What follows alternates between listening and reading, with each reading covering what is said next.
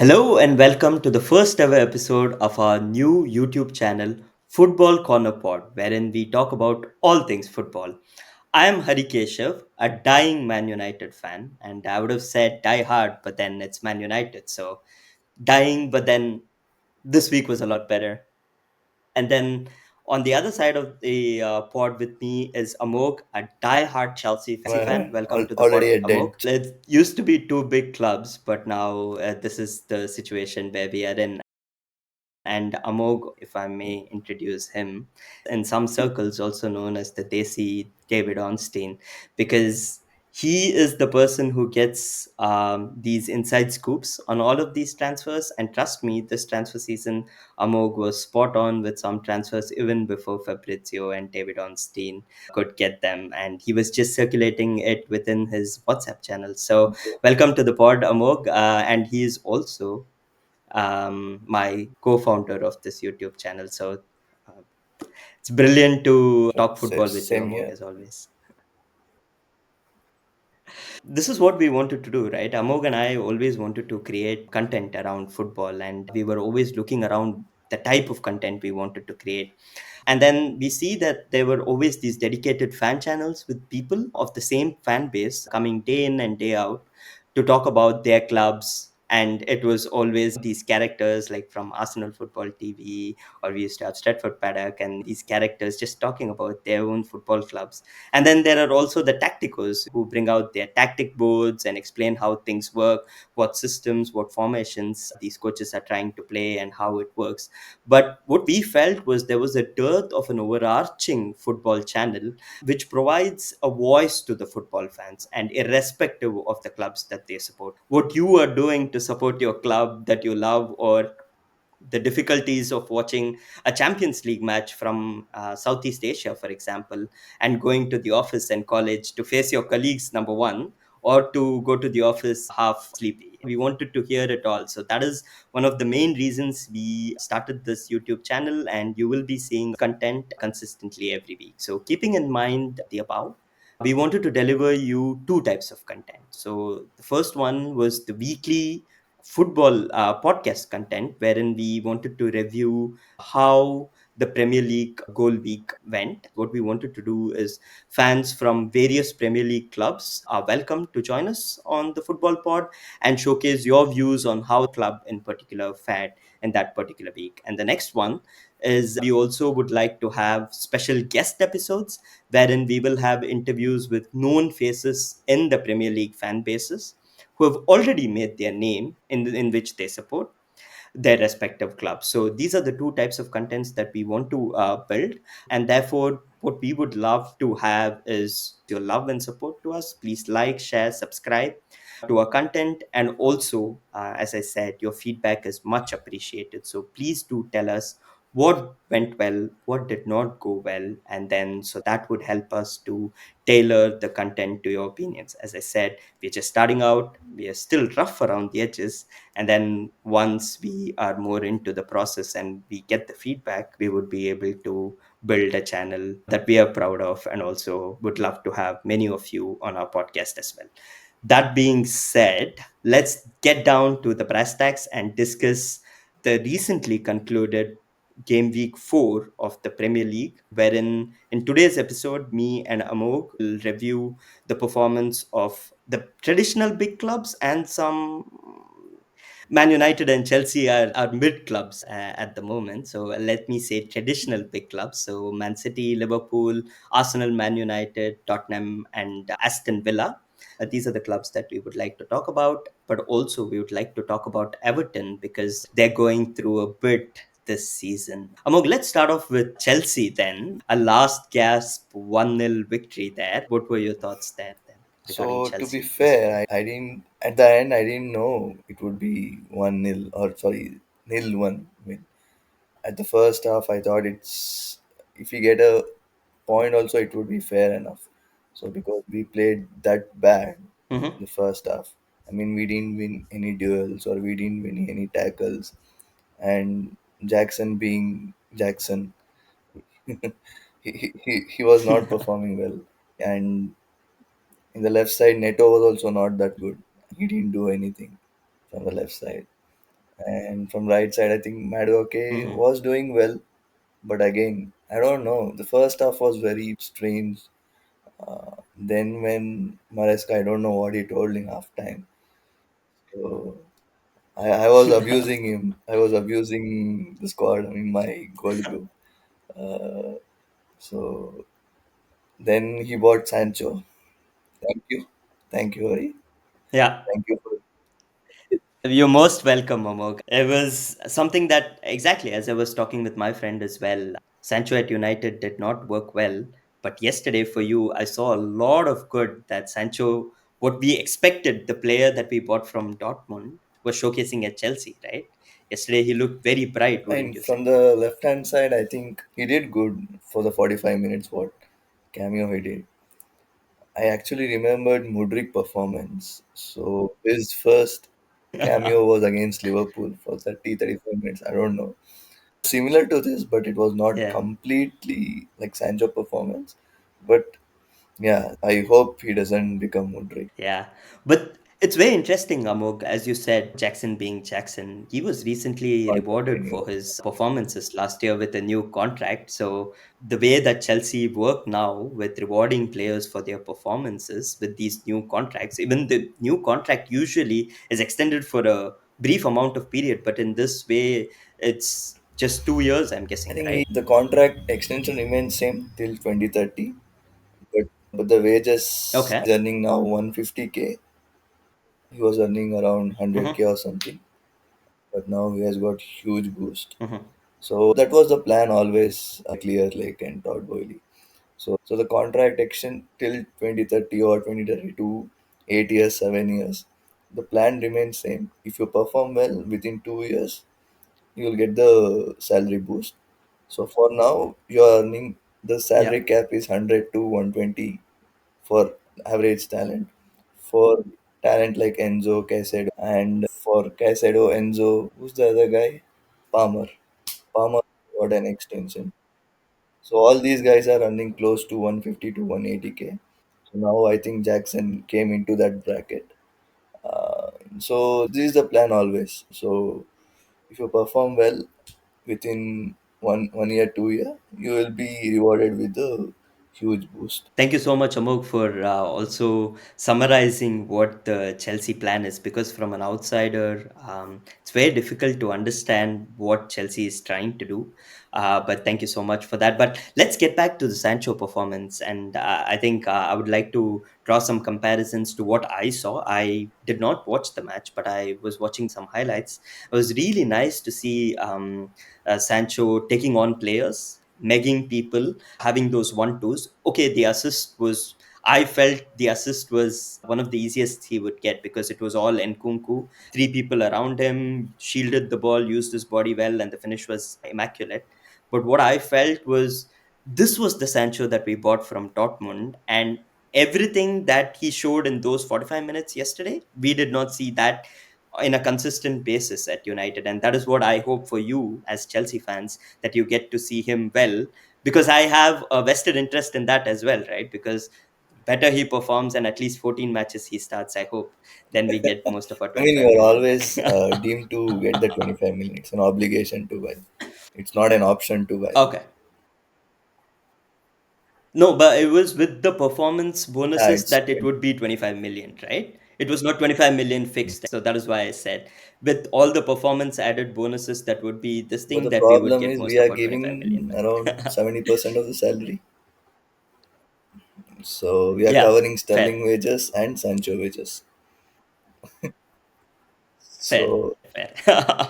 But let's then discuss about another amazing performance. I think anybody who could say that they had a good performance apart from Sancho has yes, to be Robert Sanchez. I true. thought he was brilliant I mean the yesterday, saves wasn't he? which he made, no, in the first half and in the second half, I think it was Richie, not Richie, I guess. Some I think it was. I know that he saved the penalty Gabriel's from name. Evan Nilsson. That was a really good stop. I think Yeah, this yeah, Ryan sure. Christie, I think was his name in second half. Yeah, that yeah. That was a very good save. He was. Yeah, it was just brilliant. And probably this, do you think now with his performances consistently that I mean, he is your he's number always one deemed to keeper, or be do you number still one keeper for feel? Premier League, and the new guy Oranson is for Conference League and cups, capital sorry, Carling Cup and FA Cup. So Sanchez will always be a number one. That he's not, so nobody's taking that post. But yeah, so coming back to, I Mhm. just wanted to add one point in Sancho. So after Yeah, sure. pushed his tactics to 3-2-2-1, I think it was it was like Hmm. that 3-2-2-1 with Cucurella coming close to Sancho. Okay, so it was like Okay. Caicedo and Viega in the midfield, and in the close to, I don't know, it was Cucurella close to Sancho. So that was a plan. And so when Iriola, I don't know how to pronounce his name, Irola, he bought on that new guy, Julian Arau, Yeah, not from from Barcelona. Barcelona, right? Ah, this is That, that was no another man, he Araujo, can't I play guess. for Yeah, yeah. But I play thought for he came from La Liga as well, Julian Araujo. I'm gonna quickly check He's that. 100 million player, man. Let Come me on. check that. Yeah, absolutely. But yeah, go for it, Amok. So You were saying, sorry. he bought that guy to stop Sancho, but Mhm. Sancho had some other plans. Yeah. So yeah. Let's see. So this Julian Oh, Araujo is also from Barcelona, actually, from Barcelona Academy, but not the other Araujo for sure. yeah. He's from La Masia as well, Mexican, but I think the other Araujo is Uruguayan, right? So, Other than that, I think the Sancho assist was good. I think compared to wingers we have, Mudrik wouldn't have made that pass. I'm mhm. definitely sure. He wouldn't get into that position only, first of all. Nice. And if Jackson was there, I'm sure he would have fumbled up and then he would have shot somewhere else. I think you see that Jackson shot with Sancho as is he No, I saw the okay. Jackson shot in the first half where he had a really good chance, but I did not see the Jackson shot Yeah, so of it Sancho was good assist. Yeah, ball no. actually from Sancho. I thought it would go in, but yeah, Jackson being Jackson. So, It was also an interesting game, right? Very stop start kind of game. It had a Premier League record yes. of 14 yellow cards. So, very stop start kind of game. But then, Amog, were you able to now, with 4 games into the Premier League and also 2 games with the Conference League qualification, can you sum up what Maresca is trying to do? Can you see some overarching tactics? Is it the same thing that he's trying to incorporate from what he tried at Leicester to Chelsea as well, or is it something I different mean the that he's problem, trying to do? see, I'll be fair. The problem with the players is, Mhm. so for every year these guys are changing managers. So the formation, the ideas, the Correct. tactics, everything is getting changed. So if I take an example of some two, three players, Fernandez, Cucurella, or who else were there? Yeah, for these two guys, I think they saw Potter as manager, and they saw Lampard as manager, and they saw Pochettino as manager, and Yeah. now with Maresca. Every 6 months to 12 months, these guys are seeing new things, hearing new things. So I think with Maresca, so it's still, I don't, as a Azzurri fan, I'm a big Italian fan. I'm still not convinced with Yeah. You Maresca's know. tactics and all. Him making these inverted fullbacks and making Disasi as a right back. In the last game also Yeah. in the Crystal Palace, he made Caicedo as a right back. So for it was for short term, yeah. And Palmer was falling behind with center. So Yeah. still, I don't think I'm not giving 10 out of 10 or 9 out of 10. I'm still in middle, but probably after November or December I can judge Maresca because every 12 months we are seeing new managers. So Yeah, I really hope for your sake and also all Chelsea fans' sake that this turnover of managers don't continue. Also, an interesting thing that I saw, Caicedo was captain yesterday. Was it because Enzo was missing, or is Enzo there was a in change in actually, captaincy? Enzo What's and happening there? Drewsbury Hall. So these two guys Okay, were missing. So that's why Viega came in. Viega was good okay, actually in not second half, but first half he was very hmm, bad. Yeah, okay. But any concerns for you, Amok, from yesterday's performance? I know can be tricky because compact it's a stadium. very compact stadium. The fans are very close to the pitch, and one part of the stadium True. which is open, and the wind blows across the stadium and stuff. And but the amount of shots that Bournemouth had yesterday at Chelsea goal, Chelsea defense, even before we started the season, we had a quick chat, and we were always worried about Chelsea's defense. But do you think there's some way in which this can be fixed, or this is going to be more of a long term fix with more transfer windows, with having better defenders? Or also, was it I think in the because Enzo back was missed line yesterday? we are still missing Reece James, and yeah, I think Hmm. adding Reece James would take up our defense to 70. So right now we are still in 50-50% with Yeah. Colville and Fofana. So I think yesterday you saw that Hmm. penalty, right? With Fofana Yeah, making I back did see the pass. penalty. Yeah. Still, the confidence is very low in the Yeah. back line. So I think Yeah. Colville was Yeah. very solid. So he was very confident. But first half, for first 30-40 minutes, Fofana was also actually good with ball and Hmm. all.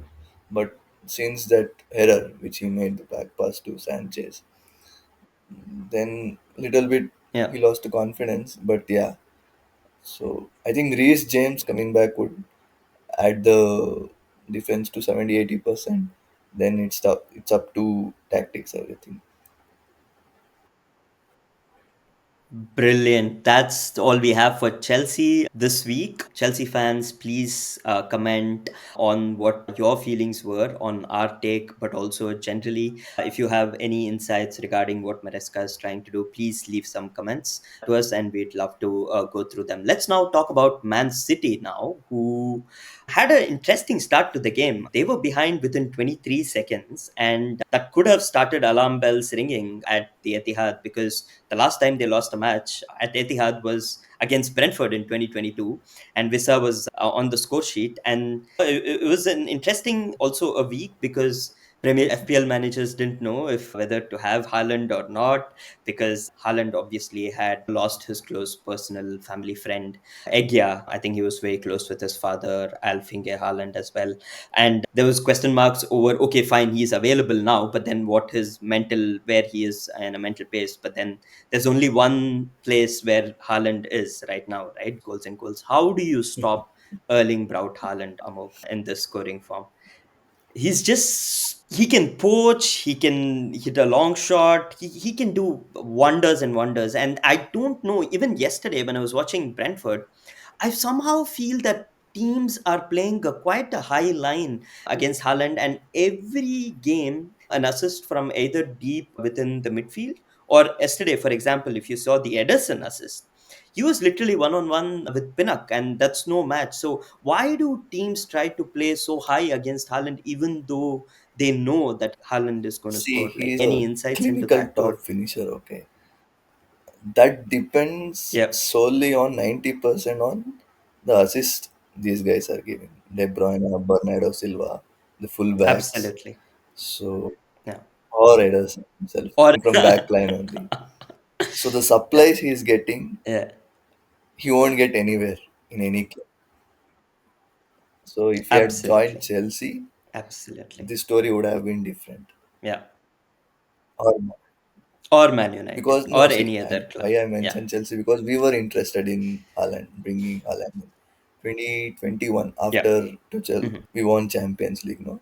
This is directly from Dortmund, Moldo Dortmund. or from Dortmund, or this Yeah, is so one before we bought Dortmund. Okay. Lukaku, Hmm. we had sights on Haaland, Yeah. but the we Mm. were ready to splash 150, 170 million also. Roman was that craze on him, but his Yeah. father Alfie Yeah. Haaland Yeah. is a Man City fan. Yeah, And also so he played had for a Man pact, City. So so we couldn't yeah, understood. pass that. But yeah, the main thing about him is the supplies which he gets. More than that, the finishing which he does, I think that's top notch. So nobody in PL does that now. Absolutely. Brilliant. I, as a United fan, it just pains me. But then I also like I see his game, and then I'm like, he's so good, isn't he? Like I was just telling you, the different types of goals he scores. He has that hammer of a left foot, and he has the physicality, he has the pace, he has everything. Let me just go through some stats also for the viewers here. That's 72 goals in 70 Premier League matches, 99 City goals in all. He's scoring greater than 1.01 goals per game. And if he continues at this rate, Amog, he's going to pass Alan Shearer's record in 6 to 7 seasons. That is how crazy this guy is scoring. And yeah. But what is also interesting that you see is, Amog, usually City starts slowly. Every season, they start slowly and then they build up. This season, they have won all of their 4 matches. And in all of these 4 matches, Rodri still has not started pretty much. That A is the Ballon d'Or scary winner. stuff, wouldn't you say? No.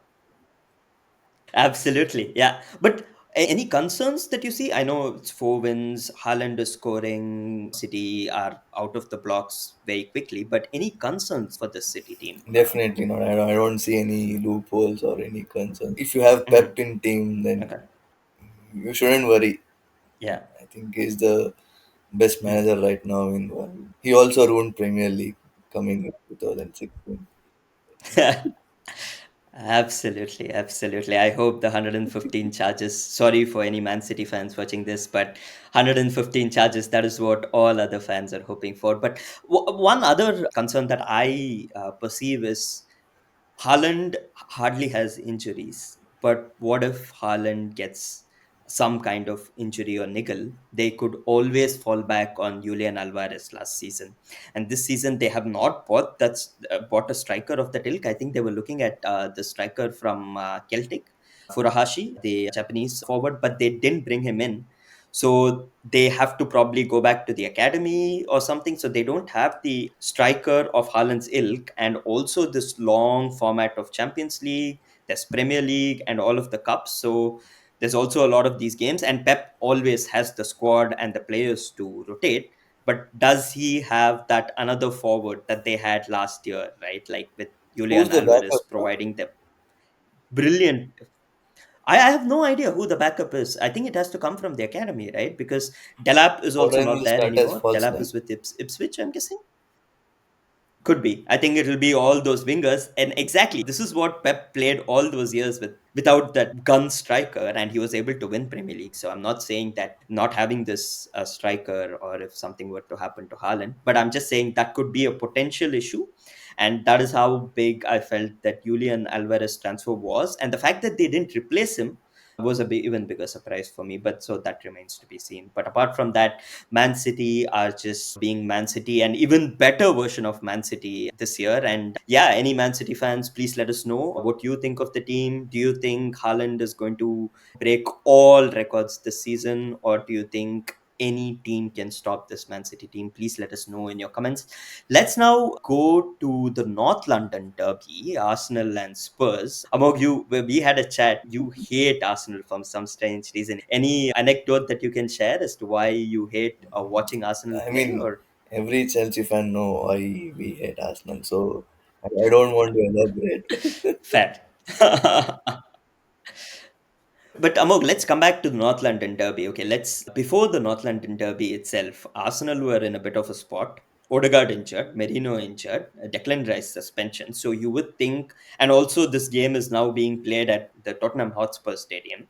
So Tottenham had a bit of an advantage, you would say, before coming into this game. But Tottenham somehow they find ways to lose games, don't they? As a Chelsea fan, that must make you very happy. Like it was written in the stars for them that this game. I was watching the North London Derby as well, and in the first half, it was very interesting. They actually were very toe to toe, nothing to separate the sides. But Solanke also started, by the way. He was injured, so he was back for Spurs. And he had two good chances and didn't take any. Martinelli, on the other hand, had a very good chance as well. He took the shot, but it was tame. He could have crossed to Saka. He could have passed to Saka, and Saka could have probably scored. But it was very toe to toe. But then this is the thing with Spurs, right? When close matches they can never get over the line. Um, I think it's something to do with the mentality. I know that people use the word bottle when they associate it with Spurs, but what is it with Spurs that they can never get over the line in these close matches? Asking me, A question that must make you very happy, so not that's why. happy actually. I was rooting for Spurs win because I Mhm. know always Spurs bottle in the end. At the start, Yeah, I it's always want fair. Arsenal to lose every game. I think yeah, Spurs. See, Spurs has that loser heritage from starting. Yeah, it's just that they cannot change it, and they've tried to get a new coach, Ange, who plays attractive football. But Ange might be in trouble at the start of the season, Amok. So let's look at what has happened so far in this season. 4 games in, and just won only one, and that was against Everton, 4-0. And he is drawn against Leicester on the opening day, lost to Newcastle, and lost the North London Derby. It's just one win and four, and is everybody loves Ange, right? Because the way he comes across in press conferences and the type of football that he plays. But he could be in trouble, early trouble, right? I think Spurs gonna give him time, so they won't sack and all because Hmm. I don't know. Last season also, or what they finished fifth, right? Spurs I seventh, think they didn't finish seventh, fifth. I right? think they finished a bit lower than that. Probably, I would have to check that. And they have, I think they have Europa Yeah, League no, I this think season. they I don't didn't think they finish. made They Champions League. They finished have Europa seventh or League this eighth, I season as guess, well. below Chelsea. Yeah. Short time. Yes. Uh, but were you surprised with their transfer incomings this season, Amok? Because they went for a lot of these young players. I think let's look at their transfers now. They went for Bergwall from Sweden, this young kid. I think he trialed at Man United. That didn't happen. They got him. Then they got Odobert, I think, from Burnley as the backup striker. Then who else did they get? They got someone else, right? Obviously, Dominic Solanke from Bournemouth. They paid a lot of money for him. I don't know if he's the that type of gun striker who's going to get them top four or something. But I think they signed one more person. I'm not quite sure who they signed apart from Bergwall. Spurs fans, please let us know. We are blanking out here, so let us know who that other person was. But interesting transfer window, wouldn't you I say? mean, as long as they have Christian Romero and this new guy Yeah, Van de Ven, these Van de two Ven. guys are Yeah. solid at the back. And I think today Pedro Porro was also good at the right back. Hmm. Apart from that, I think Romero and Pedro Porro made a good start for today. These two guys are the top notch signings for them. Uh, with Solanke coming in, Yeah. I think I like Solanke because he was at Chelsea. Then he went to Liverpool, then Bournemouth, and then Yeah. now with Spurs. He has history of scoring goals and all. So I think he'll shine. He has a good talent of scoring goals. So I like Solanke. So that's there. So apart from that, I think they have who are they in midfield? Bentacore and Kulu. No, I think Bentancur is Bentancur not played there today, actually or today. I don't know. I think I saw. Oh, okay. It was my bad. I think Sar came on for him in the second half. Yeah, I wasn't quite sure. But that midfield again, I think they usually Hmm. play Bisuma and yeah, Kulu. yeah. So those Kulusevski. Exactly. I thought Kulusevski had a really good game, was quite unlucky not to get on the score sheet. But anyways, Spurs lose North London, another North London derby, and Arsenal remain unbeaten. So good news for you, Arsenal fans and Spurs fans. Please let us know, how do you feel? Any tweaks that you see that Ange can do, and do you think Ange is in trouble? So please let us know regarding that. Let's now quickly move on to Man United. Last week was not good, Amok. I think we had a chat. Yeah, I was drowning my sorrows with a couple of beers, but then and this week wasn't any better. And I don't know if, but I was like super nervous for this game, more nervous than the Liverpool game, because you lose to Liverpool. It's It's, as Man United fans and people around Man United, it's almost termed as it's fine to lose against Liverpool. Just don't make sure that you lose very badly. But these are the types of games you go away to Southampton, you lose this game now. These are the types of games that you're going to get the manager the sack and more negative media. So I was extremely nervous. And the first 30 minutes did not allay any fears. It was horrible. We were getting outplayed by Southampton. They were dominating the ball. They had the better of the chances. And it almost took that penalty. There was this young kid. I don't know if you were able to catch him, Amo, during the weekend. I'll just Dibbling, exactly. brief you with Dibling. Actually, Yeah, please. he joined Chelsea, okay, last year. He joined Chelsea, and Mhm. within, All of the Wonder Kids are attracted to Chelsea. Like, you guys have the biggest database or the repository of all the Wonder Kids in the yeah, world, and then actually, he somehow, signed yeah. in August or something. After that, in only Mhm. 2 weeks, he left Chelsea. Who was the issue? Any insights Actually, into that? rumor is that he was homesick when he came to London. So, actually, it was Joe Shields Okay. signing. Do you know Joe Shields? So he was the one who bought Palmer. Okay. All these signings were made by Joe Shields. So he was working with Pep Okay. previously. Brilliant. And if you didn't catch the game, let me tell you, this young kid was rinsing Dallo on that right wing. Dallo could not cope up with him. And you know how Rashford plays these days. Ten Hag terms him as a striker, so he doesn't do any defensive work. Dallo was getting royally rinsed by this kid dribbling, and he concedes the penalty. Penalty was taken by Cameron Archer, who came from Sheffield to Southampton, and the penalty was one of the worst penalties that I've ever seen. Onana saves. So that's what Man United got to see this week. We got to see things we usually don't see. We got to see Onana save a penalty. We got to see goals from set pieces, from our own set pieces that we scored, not the other opposite team. We saw a Rashford goal, and we also saw a clean sheet that we have kept. So these were all of the things that we usually don't see that we got to see. So that was good. But after that penalty save from Onana, things just was all cruise control for United. I think they had more control. They played really well. The Rashford goal was really well taken. And for us as United fans, it was very important that Rashford scored because this was his first goal since March. Tanag used a very interesting analogy in one of the post-match interviews. He said Rashford is like the bottle of ketchup that you used to get back in the days, that you have to shake it a lot, and then sometimes nothing comes out, and then sometimes a lot comes out. So that he's likening him basically to the fact that he scores goals in clusters, and then he has these long lean patches. So that is something he needs to work on. But I thought we played a Mount really play, good game yesterday. And Mount Mason Mount play. sorry. No, That's why you Mount guys is still won. injured, Amok. With all the well wishes, exactly, fair. All the well wishes from the Chelsea fan, he's not able to string in one or more than two matches together. So we have all of the good wishes from Chelsea fans on that account. But yeah, I thought Tanag made some interesting calls also with the team. He chose Ericsson and Menu. We thought both would not start. We thought Ugarte would start, but then obviously Ugarte was for a change eased into the team. I thought he played well. Football is a great leveler, they say, and Delict, for example, had a horror second match in the Nations League against Germany. He was at fault for both the goals, so bad that Koeman took him off in halftime. And Van Dijk comes in the post match, and then that talks about Delict saying that he was not at his best, but these things can happen. And then come weekend, also a brilliant segue into moving into Liverpool. Delict scores, we keep a clean sheet.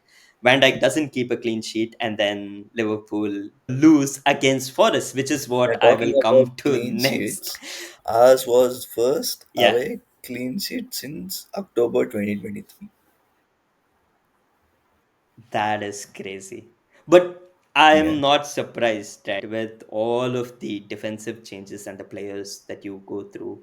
It was good that you got a clean sheet, even with that defense yesterday. You were in no chance of getting that clean sheet without The Robert problem Sanchez, I would actually say, yesterday. before. Fair, fair. But now, moving from clean sheets to dirty sheets, let's talk about Liverpool because last week, Arne Slot walks into Old Trafford, beats Man United 3-0, but more importantly, comes on Sky Sports, summarizes in 30 seconds as to how Man United play and then how he had strategized to beat Man United. And then all of the pundits said Arne Slot is the next best thing since sliced bread. They're at home against Nottingham Forest, who they have not lost to at Anfield for 55 years. And there's a nice Chelsea connection to this as well, Amog, because Elanga assist for Callum Hudson-Odoi, and what a brilliant finish from Callum Hudson-Odoi. Were you able Yeah, to? yeah, Did you view the actually, goal? yeah, it was pretty. The duck curler, no? This week we should call it as Yeah, banger week, and Newcastle Barnes and share goals. Yeah, yeah, yeah. Absolutely. Lot of good goals to choose from, not just for the week, but also for the Premier League goal of the month. I think there was some real bangers there. But then I thought Nuno almost played the perfect game at Anfield. He soaked in the pressure. They limited Liverpool to very few chances, I would say. And for some strange reason, like many Liverpool players chose to be off color yesterday. I think Diaz hit the post. But apart from that, you cannot tell that they created many chances. Salah had a game to forget. Trent lost possession 33 times yesterday. For all you Trent fans, wasn't a day for him to remember as well. But then they soaked in the pressure, they limited Liverpool to all these less chances, and then delivered that sucker punch. And Elanga, also a Man United connection, so I'm happy with that as well. But Elanga running at defenders. There was this very interesting rumor at the end of the transfer window true, that true, true. Newcastle were going for Elanga for Yeah, yeah, almost it's 40 true. to 45 It's true. million. Was that true now? Wow. So that's a lot of money for Elanga. But let me tell you, everything that Elanga has done after leaving Man United, he's not put a foot wrong.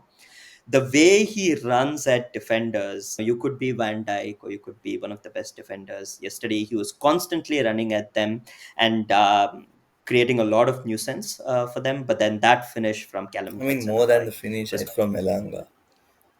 That was top notch. To say it again, that that Yeah, absolutely. Anybody who missed the assist and the goal, or if you want to watch individual assists of Alanga, please go watch it because they both were absolutely superb. Special mention to their defenders as well, Nottingham Forest, Murillo, and I think they bought Nikola Milankovic this season. Both were just putting their bodies on the line. I think last chance from Szoboszlai, they just literally were diving in front of the ball to make sure that they didn't score. So all in all, the first blip for Arne Slot, but I think Liverpool, I feel it's a minor blip for Liverpool, nothing to be concerned about. But one thing I would like to hear from Liverpool fans and also from your perspective, Amok. There are these three big players for Liverpool who embody everything that Liverpool are and who won so much with Liverpool. That is Salah, Van Dijk, and Trent. And all the three players are entering into their last year of contract, and there have been no start of contract extension. So, do you think if results take a turn for the worse, that the media talk around this will become bigger? And what is the future for all these three players? Have you heard anything through your David Ornstein coming grapevines? to Trent, I think definitely he'll leave to Real Madrid, who are linked very strong. So he's Wow. waiting Madrid. When Real Madrid, you have to go. There's no, you can't say no to them. So I think Trent has more chances to leave Fair. and join Real Madrid. I think Mhm. VVD, I'm not sure. Probably he might continue because he's already what 32, 33. Yeah. So I don't think any will be interested. Already, Mhm. I think he's yeah. still at the top of his game, though. For centre backs, 32, 33 is still fine. I think he's still at the top of his game. But then, Amok, quickly, I'll let you finish on Salah as well. Any insights into Salah, where he could be heading next, or do If you he still see wants him at money, Liverpool next then season? Saudi is always knocking. I think he's earning around 500k per week at Liverpool. So, yeah, 450 to Mhm. 500k per Wow. week. Wow, I'm quite surprised because doesn't Liverpool have a very No, I think on Salah they hard are cut on giving wages this and much wage. stuff? So it was agreed before, way Mhm. before. So just like Haaland, who is earning close to that only 500k, 450 to 500k. So yeah, so I don't think Salah has money issues, but I don't know if Mhm. Saudi knocks and bids around 100 million in January or something, then Liverpool might consider. Yeah, yeah. And just going back to their transfer window, also very interesting. They did not buy anyone of note. They didn't spend a lot of money, whereas they sold a lot of players. And they bought what Mamadashvili for next season, and the only player they bought for this season was Federico Chiesa. So they didn't spend a lot. So do you think this is also an indication that they feel that they're going to go big next season in terms of spending, also with the money True, that they true. probably will Actually, get out what of? I heard is these guys are also copying Chelsea model with bringing talents. I think they Mhm. signed a guy called Rio Nuoma. So he was, yes, he is from Yeah, the Chelsea youngster, only right? actually. 17-year-old. So he was deemed to world class talent at Chelsea Academy, but then Mhm. the path which Liverpool showed was way more than Chelsea. Uh, Nowadays, it's very difficult for players to convince with the players we already have, with already 19, 20, 21-year-olds we already have. They will be the third choice or the fourth choice. So I don't think he had a chance here. So that's why he chose Liverpool. I think they are starting this with signing these young talents or copying project football from Chelsea. So yeah, I definitely they are thinking about it.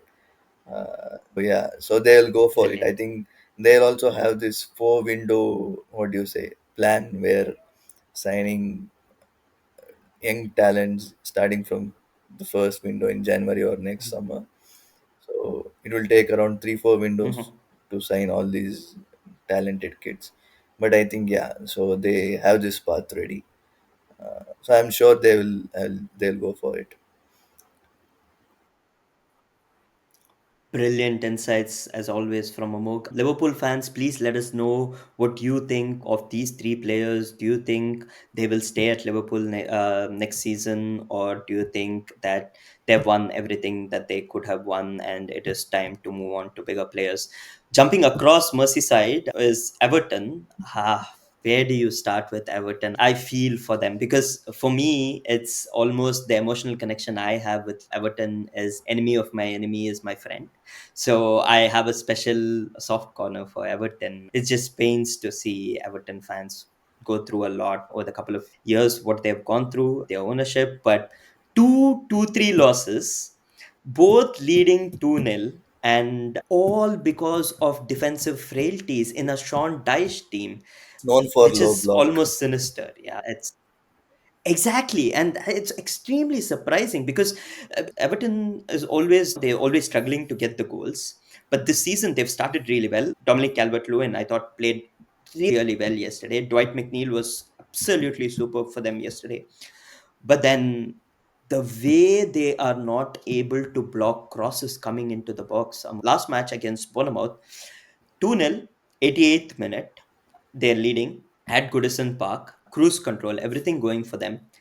Three crosses into the prox, three goals.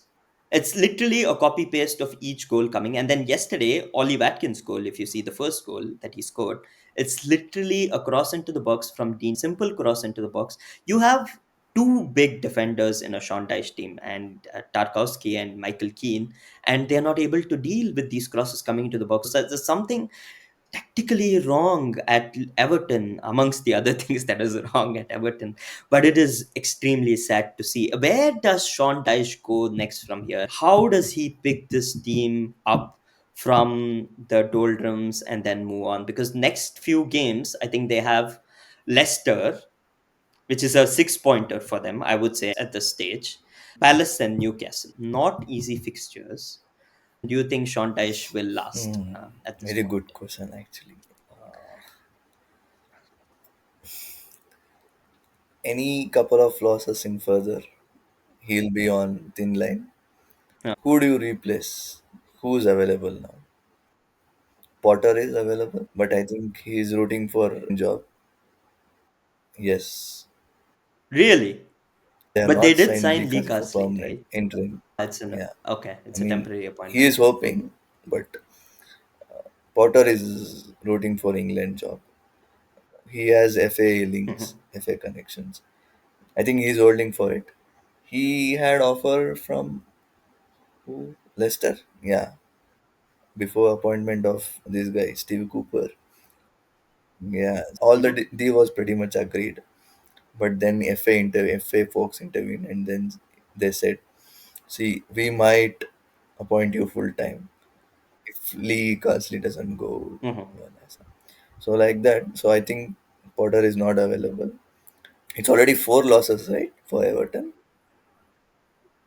It's 4 games, 4 losses, and I think their goal difference is -13. I think, which is just it's horrible. I think it's such a bitter toffee to swallow. Sorry for the pun intended. But if anyone we know from Premier League, Sean Dyche is quite a character, right? He's hard as nails, and we're really rooting for him. Hope he can turn the tide around.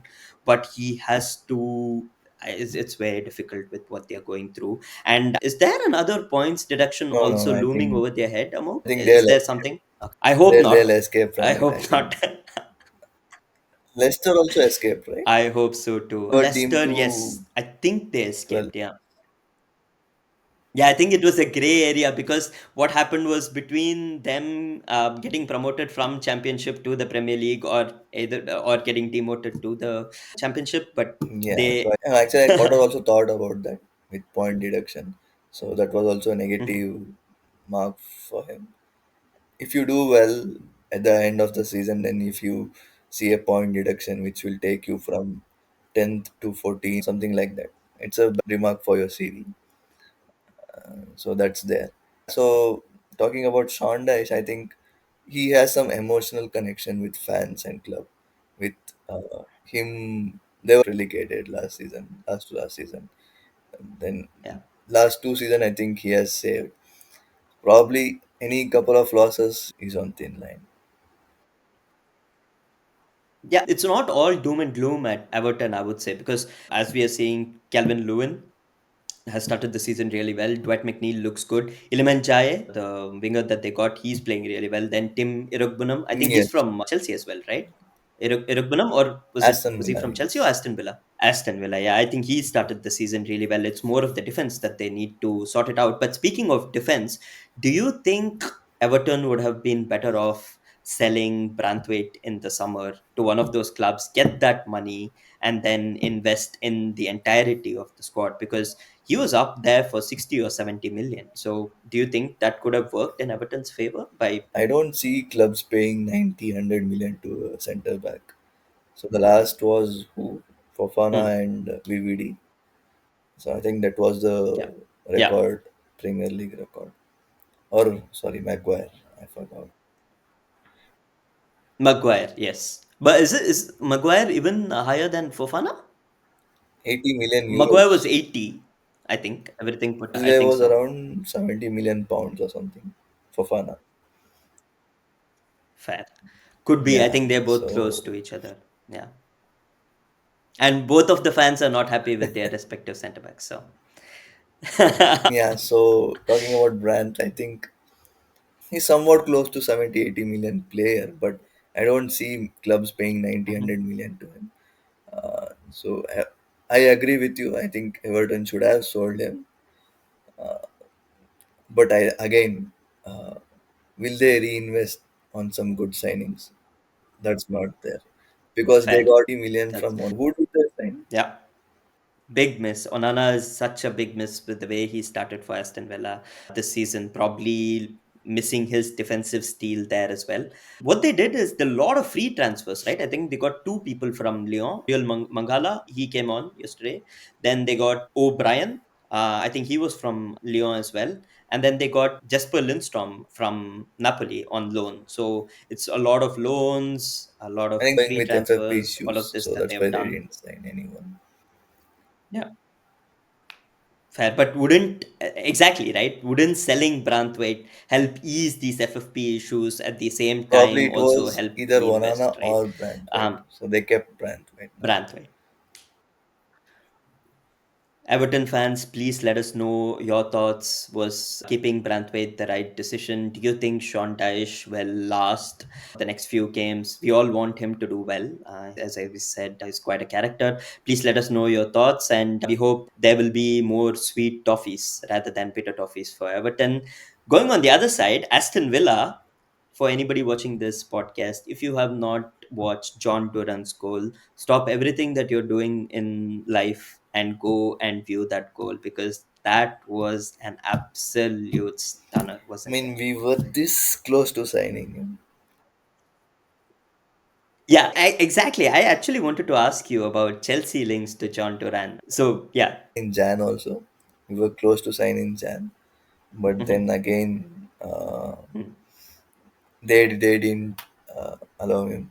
So Villa always wanted him. Joe Shields again. He's the one who was pushing for uh, John Duran and Paul Vincensley. So these two guys. And again this season also, when we offered Matt Scene and we bought Kellyman. So at that time also Yeah. we discussed about this Duran. So we actually offered 25 million Mhm. plus Datro Fofana, but they didn't Okay. accept. So they always wanted around 50 million or something, 50 million pounds. I mean, I don't think he's 50 million pounds player still. Yeah, I think he doesn't have the True, true. numbers He yet, has, but you can see the potential that Aston Villa view him, right, as a top talent. That's three goals from the bench in three different games. I think he has three goals in 103 minutes, and he's all of only 20. So FPL managers also keep an eye for him. I know he doesn't start because of Watkins, but with UCL could be an interesting buy for you if you're looking for a budget striker. But this guy is something else. Please go check out that goal. And then another good news for Unai Emery is Watkins has finally opened his account, and in a very important match as well. Two good goals. One a header, the second one an easy finish courtesy of the mistake from Harrison. Should have got a hat trick, but was very unlucky. I think it was a bad pass from Morgan Rogers. So Unai Emery again being, I think Aston Villa are unbeaten this season. No, they lost to Arsenal. So that is the only blip. Four games, three wins. Only remains to see how Unai Emery handles this team with so many matches happening, also with Champions League. Also, interesting question that I had for you.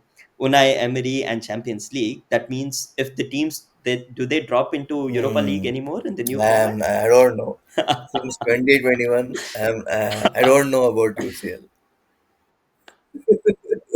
Yeah, fair. I can tell you the same. Yeah, pretty much. Pretty much. We only used I think to the other yours is songs, the better song. 2013. Yeah, fair. Fair. That's even worse. Yeah, So true. I don't know That about is this true. new That is true. format.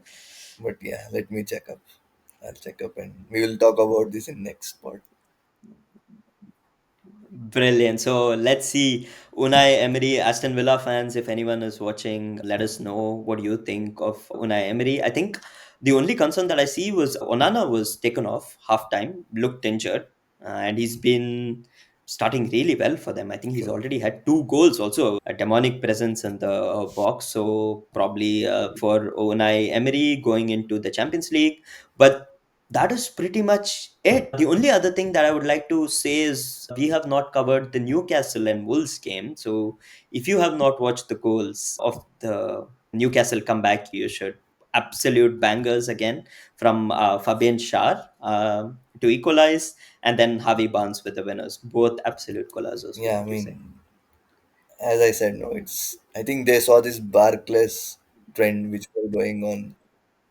Yeah, literally everybody saw this trend. We're going to score bangers outside the box. Someone who is going to make this decision for the goal of the month, Should they go to have a Duran. I lot of think there's no problems on their other. hands. He, The month is not over yet, Amok. Don't you want to I'm see not sure even better Chelsea goals? is not one of. Let's see. Let's see. Anyways, that is all that we have on this episode of the Corner Football Pod. Please do share and subscribe. And as I said, your love and support would mean the world to us. And until next time, take care, be safe, and always be aware of any corners See you. taken See you quickly. Yeah. guys. See you. Bye. Bye.